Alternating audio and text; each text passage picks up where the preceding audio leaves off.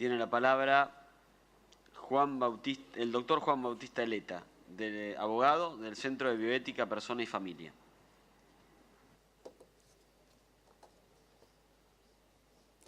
Buenos días. Agradezco esta oportunidad para pronunciar algunas consideraciones sobre los proyectos de ley en debate. ¿Hay formas de reducir la mortalidad materna sin legalizar el aborto? Esta pregunta estuvo presente en distintos momentos de las reuniones informativas y será eje de mi presentación. En efecto, si se busca la disminución de la mortalidad materna, no es a través de la legalización del aborto que se logrará. Se requiere adoptar cursos de acción de fondo para la atención de la maternidad vulnerable. Hace falta un acompañamiento sanitario, social, económico y psicológico de la mujer y de su hijo por nacer, a fin de garantizarle a ambos el máximo nivel de salud. En este sentido, contar con maternidades seguras a través del cumplimiento de las condiciones obstétricas y neonatales esenciales es una forma concreta de atacar la mortalidad materna. En cuanto a los demás motivos que justifican el rechazo de los proyectos de ley que legalizan el aborto, me remito al informe del Centro de Bioética, Persona y Familia, que pertenece a la Fundación Latina de Cultura.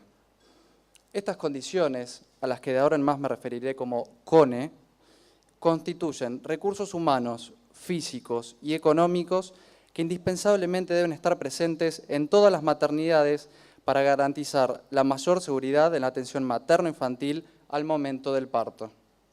Las CONE incluyen las siguientes condiciones: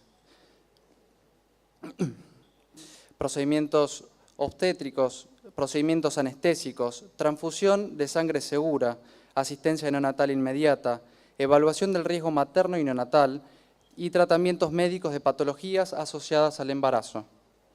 ¿Por qué son importantes las CONE?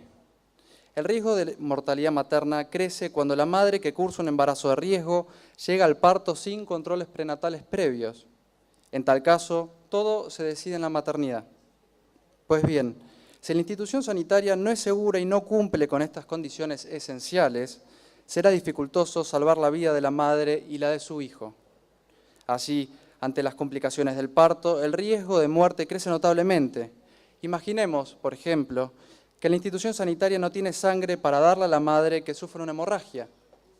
Justamente, el problema se ubica en los lugares más pobres, donde las maternidades no cuentan con las CONE. El Ministerio de Salud de la Nación, en la resolución 1087 del 2010, a la que en esto me refiero únicamente a lo que se refiere a las CONE, sostuvo: cuando se analizan las instituciones que cumplen con todas las CONE, según el número de partos al año, solo el 7,6% de las maternidades de menos de 100 partos al año cumplen con todas ellas. El 40,2% de las maternidades de 100 a 1000 partos al año, el 95,5% de las de 1000 a 2000 partos al año y por encima de 2000 partos al año cumplen todas las condiciones. ¿Qué tiene que ver el Congreso con las CONE? ¿Hace falta reforzar legislativamente el cumplimiento de ellas? Creo que este debate constituye una ocasión privilegiada para garantizar con la máxima fuerza normativa, por ley del Congreso, una política pública que asegure que toda maternidad del país cumpla con las CONE.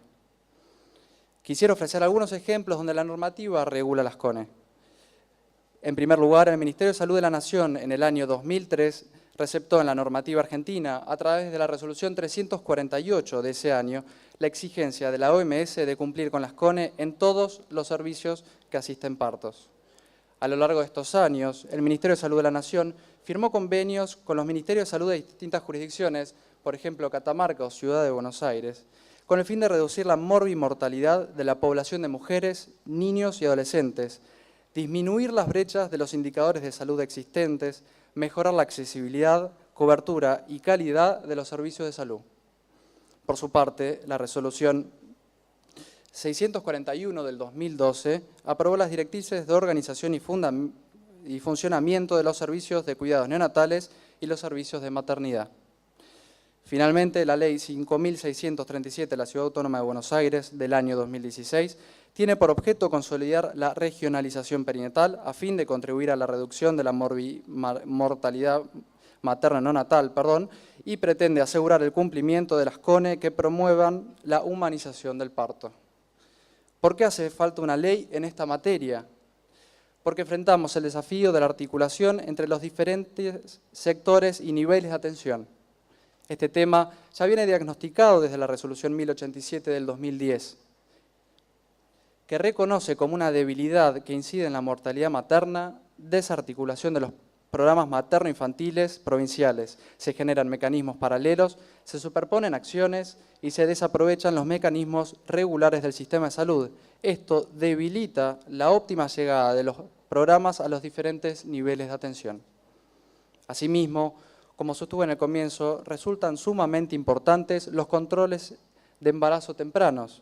Así lo explica la Dirección Nacional de Maternidad e Infancia.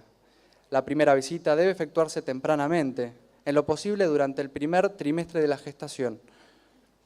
Esto permite la ejecución oportuna de las acciones de promoción, protección y recuperación de la salud que constituyen la razón fundamental del control.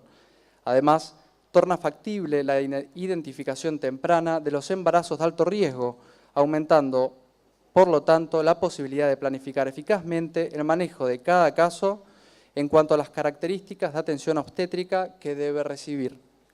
En el contexto de Chile, un estudio demostró que la legalización del aborto terapéutico en el año 1931 no produjo una disminución de la mortalidad materna, sino que ésta se comenzó a observar con la implementación del programa sistemático del cuidado prenatal y la nutrición complementaria para las mujeres embarazadas y sus hijos.